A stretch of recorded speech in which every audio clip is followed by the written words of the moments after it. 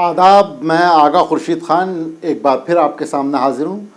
बिहार की राजनीति के लिए सोमवार का दिन काफ़ी गहमा गहमी वाला रहा। विधानसभा में नीतीश कुमार के नेतृत्व वाली सरकार के सामने बहुमत परीक्षण की चुनौती थी, जिसे नीतीश कुमार ने पार कर लिया। नीतीश सरकार के खिलाफ अविश्वास मत के दौरान विधानसभा में खेला करने का दावा करने वाले आरजेडी नेता तेजस्वी यादव का दाव उल्टा पड़ गया।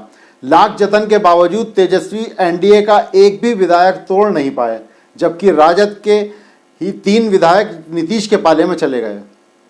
इसके साथ ही अब पटना के कोतवाली थाने में जेडीयू की विधायक बीमा भारती और दिलीप राय के अपहरण की प्राथमिकी दर्ज कराई गई है। मधुबनी के हरलाखी से जेडीयू विधायक सुधांशु शेखर ने यह प्राथमिकी दर्ज कराई है। इसमें आरोप लगाया है कि जेडीयू के विधायक डॉक्टर संजीव और तेजस्वी यादव के करीबी ठेकेदार सुनील कुमार राय ने मिलकर दोनों विधायकों दिलीप राय और बीमा भारती का अपहरण कर लिया था। अब पुलिस ने इस मामले की जांच भी शुरू कर दी है। आज फ्लोर टेस्ट से पहले नीतीश कुमार की सरकार बनने के बीच सबसे बड़ा रोड़ा स्पीकर ही थे, क्योंकि स्पीकर आरजेडी के थे, इसलिए नीतीश को खेला होने का कहीं ना कहीं डर तो था। स्पीकर के आरजेडी का नेता होने से नीतीश कुमार को शक होना लाजमी था, लेकिन जेडीयू वाले डिप्टी स्पीकर बेड़ा पार लगाने में तिनके जैसा सहारा साबित हुए। डिप्टी स्पीकर ने अलग से तो कुछ नहीं किया, लेकिन स्पीकर से जिस बात का डर था वो खत्म हो गया। विश्वास मत हासिल करने से पहले नीतीश कुमार की नई सरकार के लिए पुराने स्पीकर से निजात पाना जरूरी था। नीतीश कुमार को डर था कहीं महाराष्ट्र की तरह कोई पेच न फंसा दिया जाए, लेकिन आखिरकार नीतीश कुमार अपनी मुहिम में सफल रहे। स्पीकर के खिलाफ अविश्वास प्रस्ताव 112 के मुकाबले 125 मतों से पास हो गया और उसके साथ ही आगे का रास्ता भी साफ हो गया। स्पीकर को हटाने के बाद बिहार विधानसभा में नीतीश कुमार के पक्ष में 129 वोट पड़े, जबकि विपक्ष को 0 वोट मिले। जैसे ही वोटिंग शुरू हुई, विपक्ष के सदस्य वॉकआउट कर गए, मगर वोटिंग के प्रोसेस को पूरा किया गया।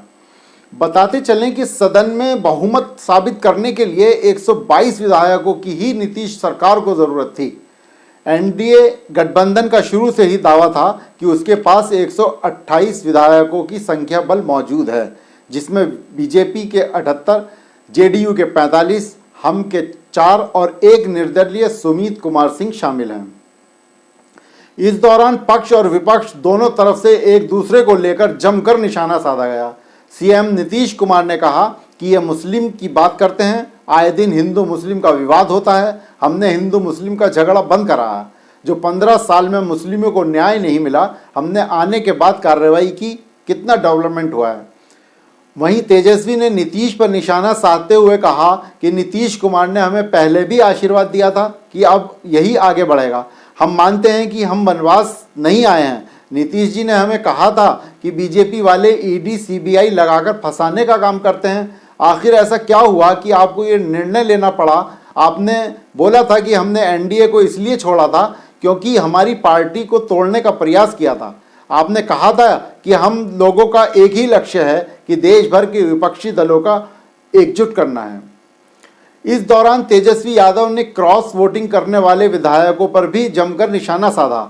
हालांकि अभी तक उन पर कार्रवाई की कोई प्रक्रिया शुरू नहीं की गई। अब आगे देखना होगा कि आरजेडी उन विधायकों के खिलाफ कार्रवाई करती है या नहीं।